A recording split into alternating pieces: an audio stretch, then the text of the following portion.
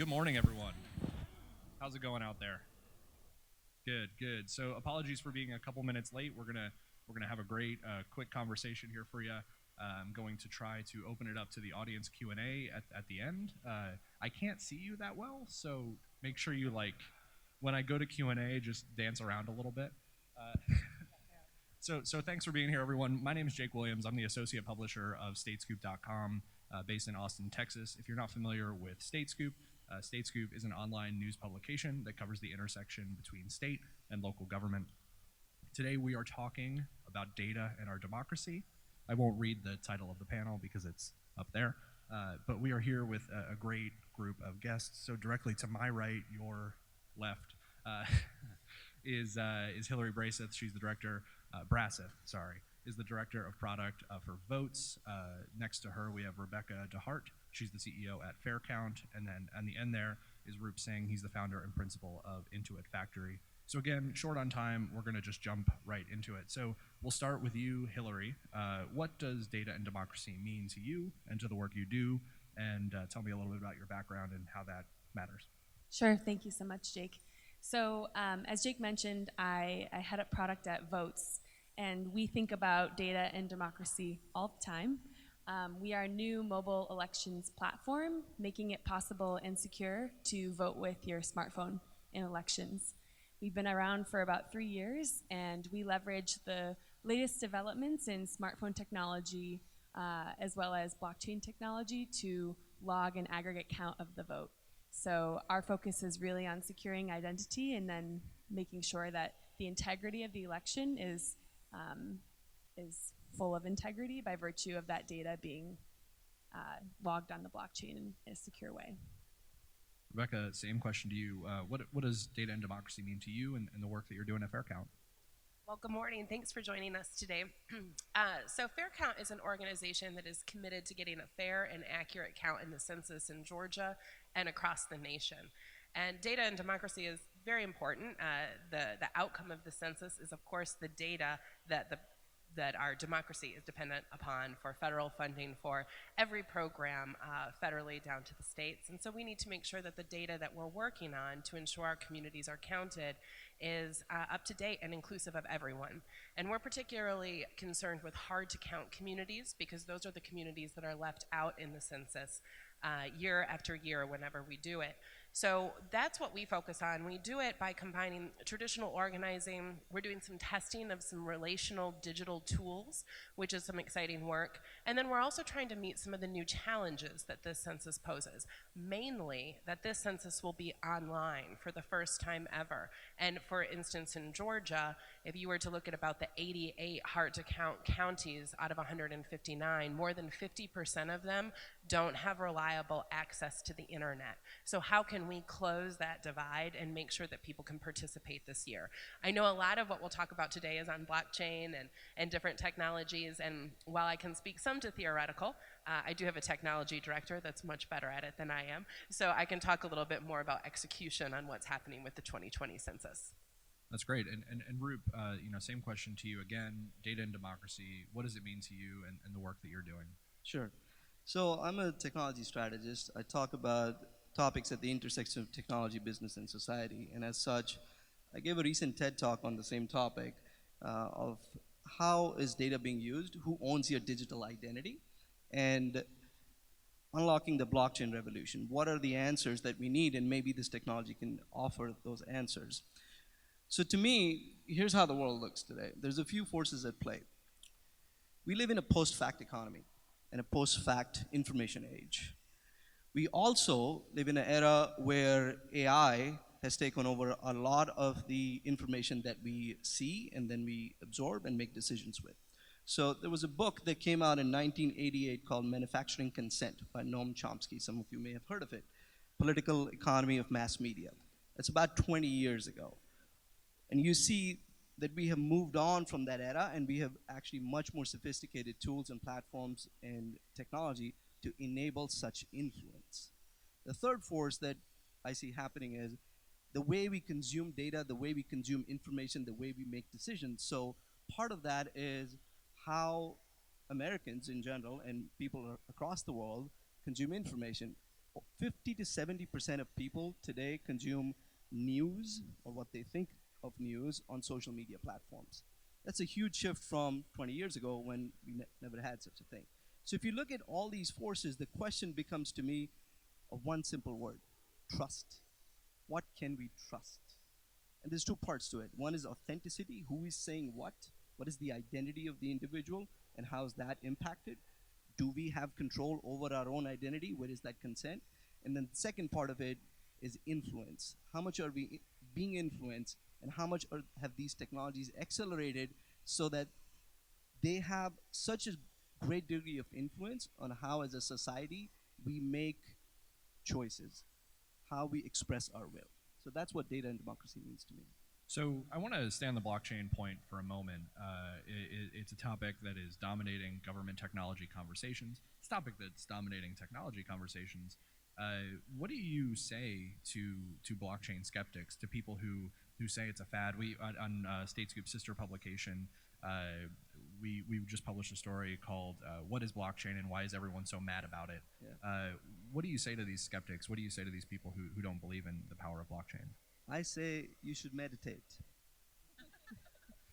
I'm going to So need you- you to elaborate. So I teach a program called Blockchain Strategy for Business Leaders, and I come across this question very often. So there's a bunch of skeptics that say, well, this is just a fad. What's so different? What's so new? Why are we making such a big deal about it? And the other part of the skeptics say, well, it's not scalable, it's not mature yet, it's not usable. And most people, and we can take a poll around here, how many of you think of blockchain synonymous with cryptocurrencies? Most of you. So blockchain is an underlying technology behind a lot of these cryptocurrencies. And I will concede that it is not as mature as we would like it to be yet. We are in the second phase of evolution of blockchain. It came around, 2009 with the advent of Bitcoin. And we are now in the second phase where we will see this technology being adopted in so many different areas, including voting, including information, what you see online in social media, including media, including digital advertising, which is a whole another field where blockchain can actually cut down a lot of fraud. So there's a lot to learn here. The challenge with skeptics is blockchain is a very multidisciplinary field. You can't just look at technology and understand the potential implications of it. You have to understand disruption. You have to understand economics. You have to understand social sciences. You have to understand business models. And that's, once you have all that in your viewpoint, then you can appreciate what is the massive transformative level of change this will bring. So Hilary, I mean, Voatz, at least on my radar, came to fame with the pilot that you did in West Virginia, allowing folks overseas to cast ballots during the 2018 election, I believe. Voatz runs on blockchain technology. What has Voatz' response been to the people saying, "Oh my goodness, I'm skeptical of blockchain to begin with. I'm also skeptical of putting our election on a platform like that"? Yeah, absolutely. So there's a few things there. First of all, Voatz uses blockchain just as one piece of the overall puzzle of how we build our technology. So as I mentioned, we leverage the latest developments and everything the thing that all of us carry in our pockets, which are these mobile devices, which have a lot of very enhanced security measures, including biometrics, to verify the identity of an individual. So that we leverage along with cryptography, and then the vote itself is stored on blockchain technology. And I think it's really important to piggyback on what Roop was saying about we need to take a step back and ask ourselves, what are we referring to when we talk about blockchain? And my entrance into this space, I also thought blockchain was associated with, that blockchain is Bitcoin, when in fact there is this underlying infrastructure that becomes much more compelling for other industries. And so the way that we use it at Voatz is very different than how it's used with Bitcoin. So with Bitcoin, where anybody around the world can run what we call a node or a validator, so as data passes into the network, anybody can be a part of that system and validating that piece of data. Rather than that, with Voatz, we use what's called a public permissioned network. It's a hyperledger framework for the cyber curious. And the difference with that is all of the nodes have to be run within a geographical boundary. So in our case, and with US elections, anybody wanting to run a node has to be physically located in the United States. And we have a very strong KYC vetting process for anybody wanting to be a part of that system. But the reason we do that is because that allows us to most closely mirror the way that elections are currently run today, where when you have people in the back office counting the paper ballots, you've got somebody who's a Democrat, somebody who's a Republican observing the counting happening. In the case of this public permission network, we could have the Democratic Party running one node, the Republican Party running another, some nonprofits, auditors, universities. It opens up this whole ecosystem and offers transparency of the overall vote while not compromising anonymity of the voter. And that's the power that we really see blockchain offering, is that we could arrive to one day where, which is what we're building toward, where when you cast your ballot, you can go to the blockchain yourself as a voter and say, that's my vote, that's how I voted, it was counted and it was counted correctly. Whereas in our current system, I don't have that assurance. I mail in my absentee ballot and I just hope for the best. I want to pick up on a point that you made there. You talked about building voting on a blockchain around the system that we currently have. When you look at something like the census, there's a lot of infrastructure there, and there's literally centuries of infrastructure to develop a census. And you talked about how this is going to be the first digital census, the first census online. What do you think about when you think about the future of a blockchain census, or a technology like blockchain being used for a task really so vital to democracy and so vital to making elections even possible? Rebecca. Oh. Rebecca first. So I think that's a great question, and to piggyback on also what you were saying too, is that it has to come from sort of a holistic space.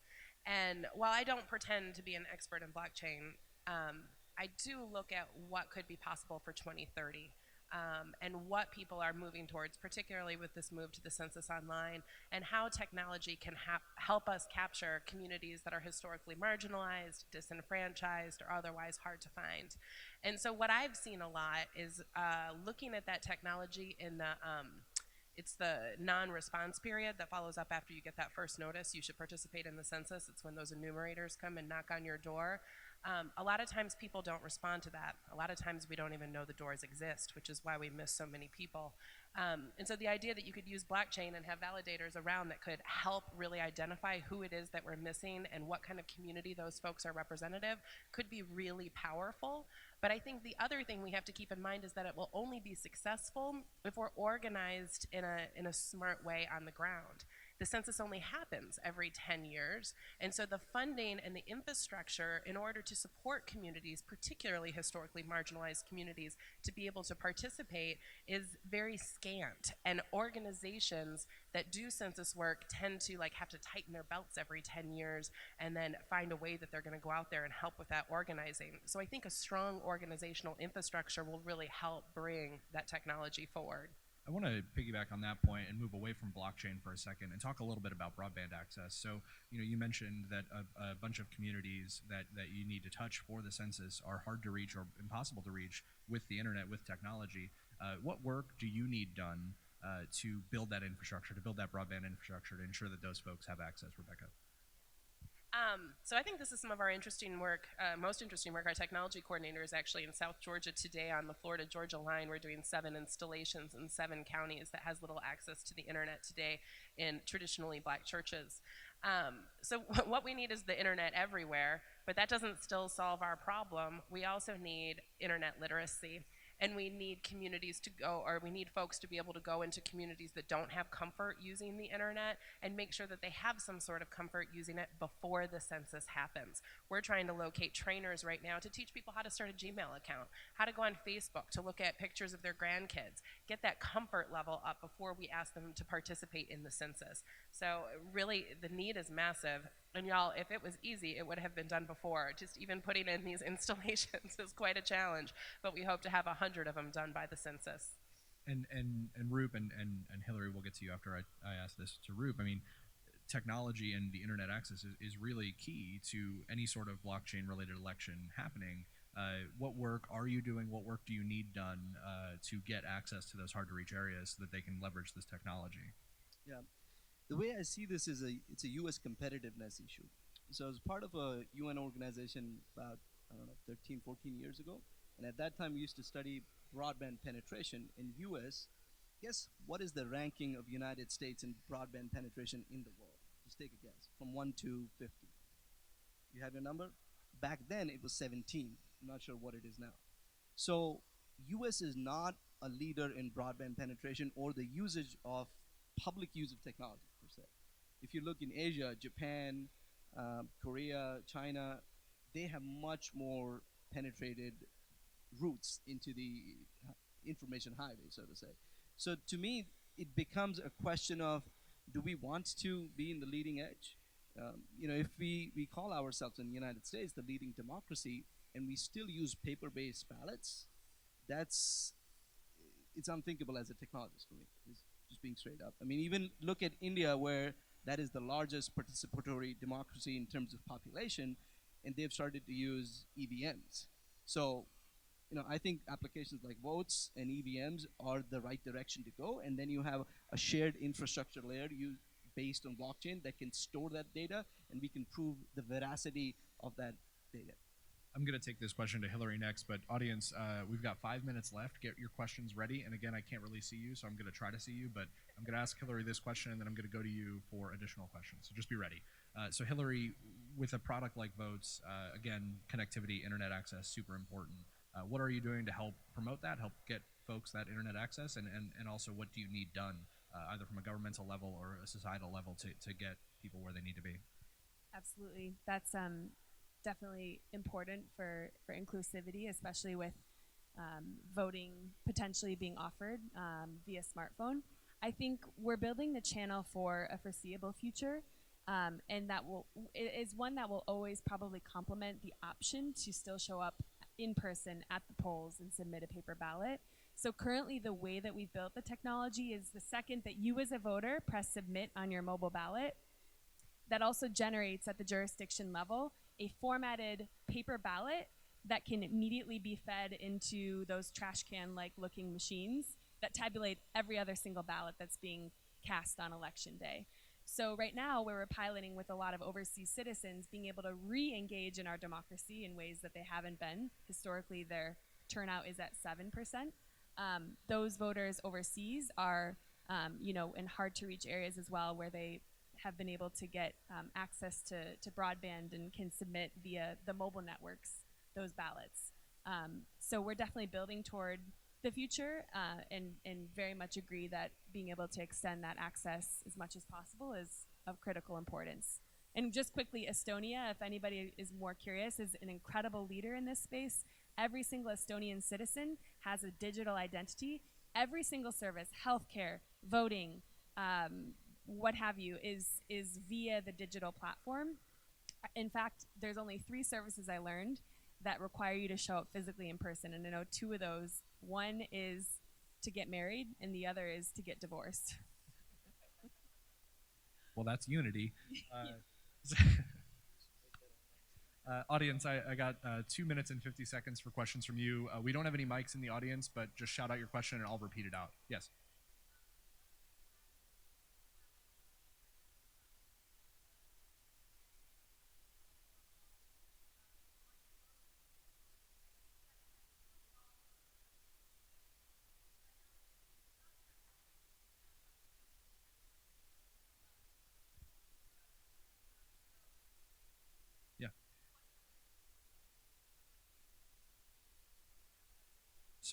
So the question was, how does gerrymandering affect the work that you do? So let's send that to Rebecca first. That fair count is a... Yeah, absolutely. That's a great question.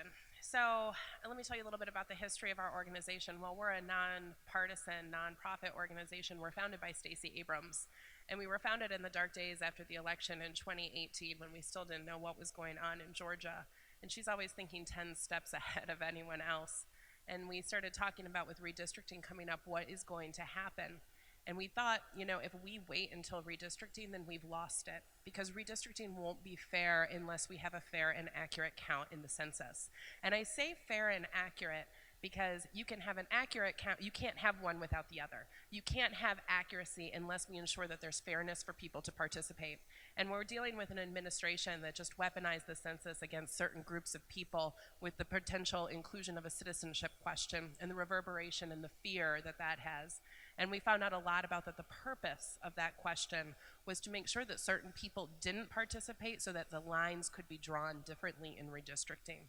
So we're going to be fighting disinformation campaigns that happen internationally. We're going to be fighting disinformation campaigns that happen nationally and locally to get people to participate in the census, because it's a pillar of civic participation: the census, redistricting, and voting. And all three of them rely on a fair and accurate process for all of them. Roop, Hilary, we have about 15 seconds for each of you to respond to that if you'd like to talk about, and if you have any input on gerrymandering's impact on your work. Anything? No? Okay. In our case, we work directly with each jurisdiction, and so you have to be a registered voter. Of course, I think if we look into 2030, 2040, the landscape of how we organize and govern ourselves will look inevitably quite different. So we're excited about what technology might be able to offer that. So that is unfortunately time for us. Hopefully these guys can stick around. Can you all stick around at the end of the panel? So we'll all be here off to the side here. There's a panel directly after this one happening on this stage. So we're going to get out of here, but we'll be around if you have any questions for these great folks. But please give these folks a hand. Thank you so much.